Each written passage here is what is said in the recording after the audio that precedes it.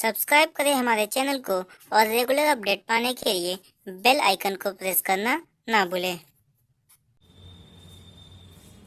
Hello everyone, welcome to Venus group of commerce. आज हम लोग बात करने वाले हैं मैनेजमेंट के ऑब्जेक्टिव की। अगर आपने मैनेजमेंट के बारे में इसके पहले की वीडियोस यानी मैनेजमेंट की मीनिंग के बारे में नहीं देखा है तो डिस्क्रिप्शन में लिंक दिया हुआ है, वहां पर आप जाइए। वहां पे आपको मैनेजमेंट की मीनिंग के बारे में सारी इंफॉर्मेशन मिल जाएगी। तो आइए हम स्टार्ट करने वाले हैं आज एनसीईआरटी के क्लास 12 के बिजनेस स्टडी में सबसे पहले चैप्टर में के सेकेंड पार्ट को, जिसमें पहले पार्ट में हमने मीनिंग को डिस्कस कर लेता है एंड सेकेंड पार्ट में हम डिस्कस करने वाले हैं मैनेजमेंट के ऑब्जेक्टिव को कि एक ऑर्गेनाइजेशन में मैनेजमेंट होता क्यों है।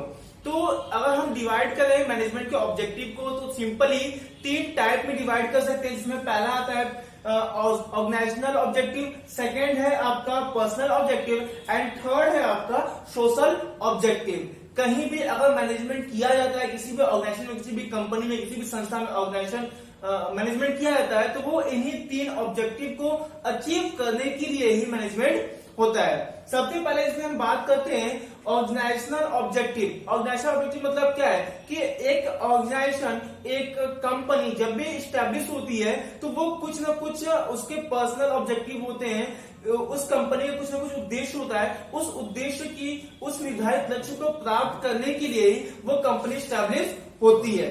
तो अगर वो कंपनी, वो ऑर्गेनाइजेशन चाहती है कि उसके लक्ष्य ठीक तरीके से अचीव हो सके तो उसको अपने यहाँ एक प्रॉपर तरीके से मैनेजमेंट करना पड़ेगा।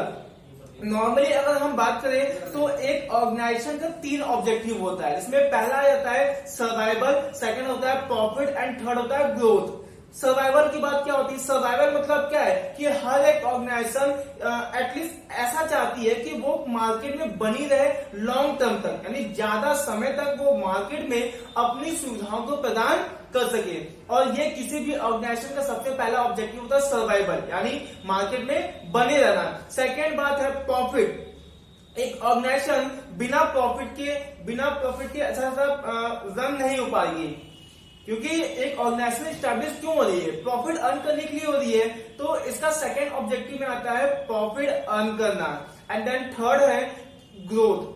ऑर्गेनाइजेशन का थर्ड ऑब्जेक्टिव जो होता है वो है हमारा ग्रोथ, यानी एक ऑर्गेनाइजेशन हमेशा चाहती है कि वो पहले के मुकाबले में ज्यादा सुविधाएं प्रदान करे, पहले के मुकाबले में ज्यादा मार्केट को कैप्चर करे और अपनी सेवाओं का विस्तार करे। तो अगर हम ऑर्गेनाइजेशनल ऑब्जेक्टिव की बात करें तो बेसिकली 3 टाइप के ऑब्जेक्टिव, 3 टाइप की चीजों को पूरा करने के लिए एक ऑर्गेनाइजेशन अपने यहाँ मैनेजमेंट को करती है, जिसमें पहला आता है आपका सर्वाइवल, सेकेंड जो है वो है हमारा प्रॉफिट एंड थर्ड जो है वो ग्रोथ। इन तीनों चीजों को हम ऑर्गेनाइजेशनल ऑब्जेक्टिव में इंक्लूड करते हैं। अब थोड़ा सा इन तीनों के बारे में हम अपनी एनसीईआरटी की बुक में देख लेते हैं कि इसमें क्या क्या टॉपिक, कैसे कैसे टॉपिक को बताया गया है। देखिए आपकी स्क्रीन पे दिखा रहा होगा, मैं उसको पढ़ भी देता हूं और आप भी हमारे साथ पढ़ते रहिए तो अच्छे से चीज को समझ आ जाएगा।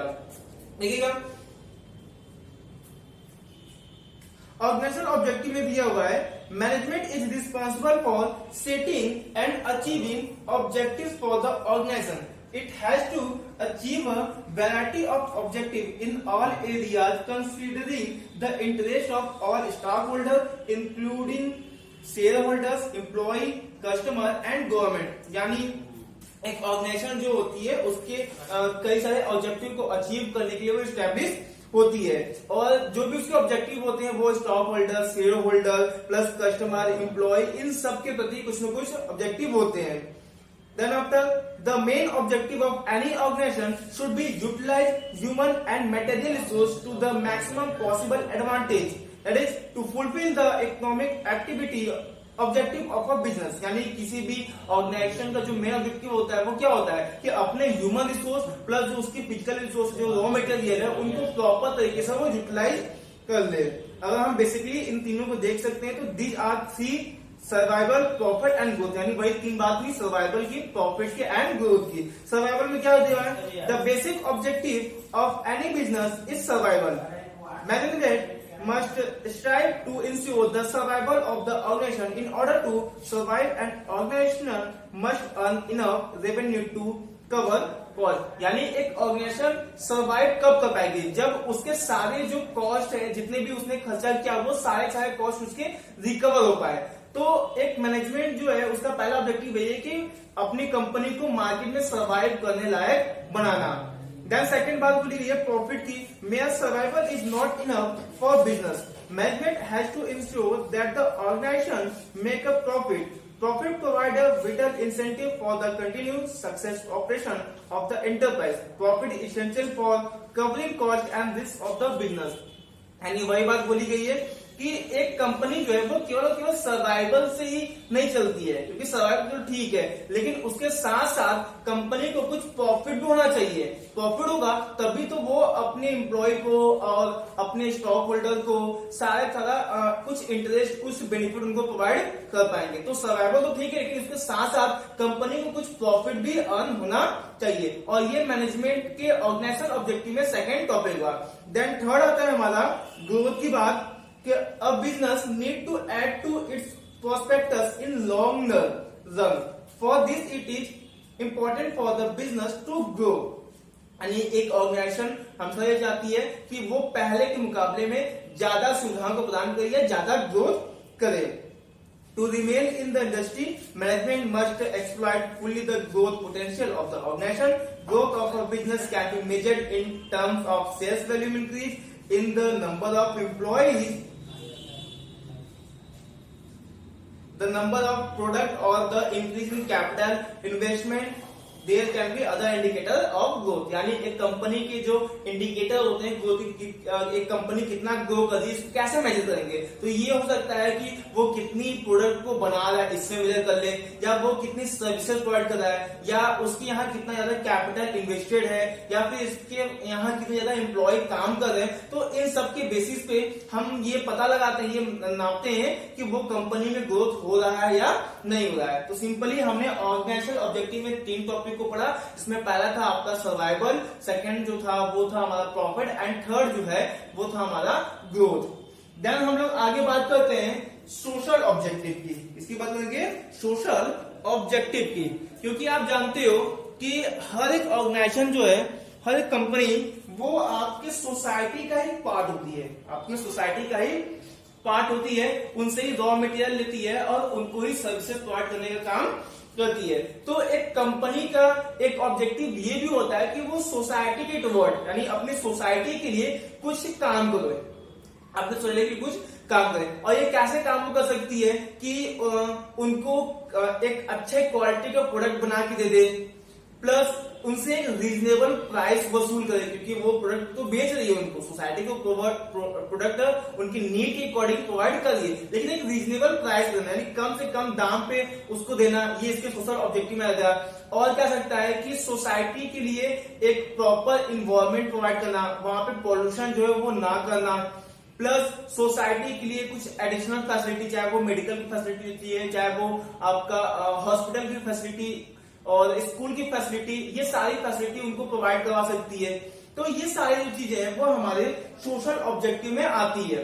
आपने सुना भी होगा कई सारी कंपनियां जो हैं वो अपनी सोसाइटी के लिए बहुत सारे डेवलपमेंट वर्क भी करती है, चाहे हम नाम ले टाटा इंडस्ट्री की, चाहे वो आईटीसी इंडस्ट्री की बात करें, तो वो क्या करते हैं कि अपने सोसाइटी के लिए स्कूल्स हो गए, कॉलेज हो गए, हॉस्पिटल्स हो गए, और भी एडिशनल काम वो करते रहते हैं, जिससे सोसाइटी का कुछ ना कुछ भला हो सके। इवन उनको एम्प्लॉयमेंट प्रोवाइड करना, ये सारे काम एक ऑर्गेनाइजेशन के सोशल ऑब्जेक्टिव में भी आता है और मैनेजमेंट के भी सोशल ऑब्जेक्टिव में आ जाता है। अब थोड़ा हम लोग इसको बुक से भी देख लेते हैं कि सोशल ऑब्जेक्टिव में क्या क्या चीजें दी गई हैं। तो देखिए आपके स्क्रीन दे रहा होगा, मैं इसको पढ़ भी देता हूं।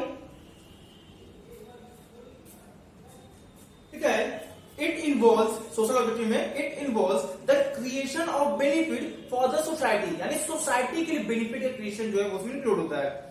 As a part of society, every organization, whether it is business or non-business, has a social obligation to fulfill. यानी हर एक ऑर्गेनाइजेशन, चाहे वो प्रॉफिट ऑर्गेनाइजेशन हो, चाहे वो नॉन प्रॉफिट ऑर्गेनाइजेशन हो, उसका सोसाइटी के टुवर्ड जो कुछ न कुछ रिस्पॉन्सिबिलिटी होती है जिसको उसको पूरा करना जरूरी होता है। This refers to consistently creating economic value for various constitutions of society. This include using environmental friendly method of production, यानी एक ऐसा प्रोडक्शन मेथड को यूज करना जिससे इन्वायरमेंट को, आसपास के सोसाइटी को कोई भी हार्म न हो। फ्रेंडली इन्वायरमेंट, देन ये हो गया giving employment opportunity to the underprivileged section of society, यानी अपने आसपास के इलाकों में सोसाइटी है उनको एम्प्लॉयमेंट प्रोवाइड करना, या जो अनप्रिविलेज्ड एरिया है वहां के मजदूरों को, वहां के लोगों को अपने यहाँ हायर करना, ताकि उन सोसाइटी का, वहां सोसाइटी का कुछ न कुछ डेवलपमेंट हो सके। And providing basic amenities like school, health care etcetera, ये मैंने बात किया था कि स्कूल हेल्थ केयर की सर्विसेज भी प्रोवाइड करते हैं for community. This box given into, हाँ यहाँ पे आपको एक एग्जांपल मिल जाएगा आईटीसी के बारे में कि आईटीसी की ई चौपल योजना, आईटीसी एक कंपनी है जो कि आपका अनप्रिविलेज्ड एरिया में ई चौपल की सर्विस प्रोवाइड करता है। इसके तो वो क्या करता है, जो किसान होते हैं उनको टेक्नोलॉजी के बारे में, उनको कैसे खेती करनी है, इन सब के बारे में वो नॉलेज प्रोवाइड करता है। तो ये वो क्या कर रहा है, ई चौपल योजना के तहत वो क्या कर रहा है, वो अपनी सोशल रिस्पॉन्सिबिलिटी को पूरा करने का काम कर रहा है। तो ये जो है हमारे दो ऑब्जेक्टिव क्लियर हो गए, जिसमें पहला था आपका ऑर्गेनाइजेशनल ऑब्जेक्टिव एंड सेकेंड जो था वो हमारा था सोशल ऑब्जेक्टिव। अब हम लोग आगे बात करेंगे इसके थर्ड ऑब्जेक्टिव की, जो है हमारा पर्सनल ऑब्जेक्टिव, या पर्सनल ऑब्जेक्टिव को हम एक नाम और दे सकते हैं जो कि है हमारा ह्यूमन ऑब्जेक्टिव।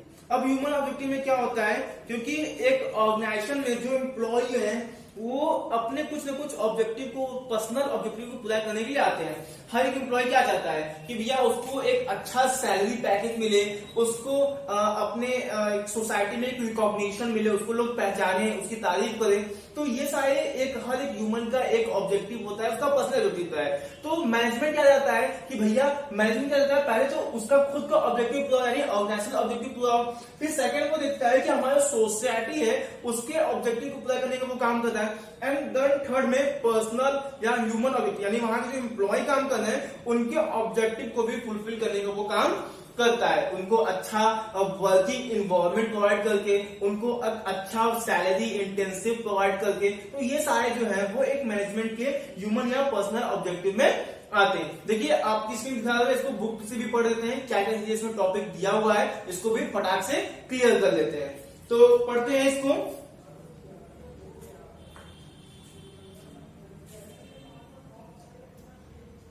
पर्सनल ऑब्जेक्टिव क्या दिया है, organisation are made up of people who have different personalities, background, experience and objective। एक जो ऑर्गेनाइजेशन होता है, कंपनी होता है, वो कई सारे पीपुल से मिलकर बनता है, और वो सारे पीपुल के जो कल्चर है, एक्सपीरियंस है, बैकग्राउंड है, पर्सनैलिटी, सब क्या होते हैं, डिफरेंट होते हैं। They all become part of organization to satisfy their deserved need, यानी हर एक एम्प्लॉय जो आपके ऑर्गेनाइजेशन में जुड़ता है उसके पर्सनल कुछ नीड्स होते हैं।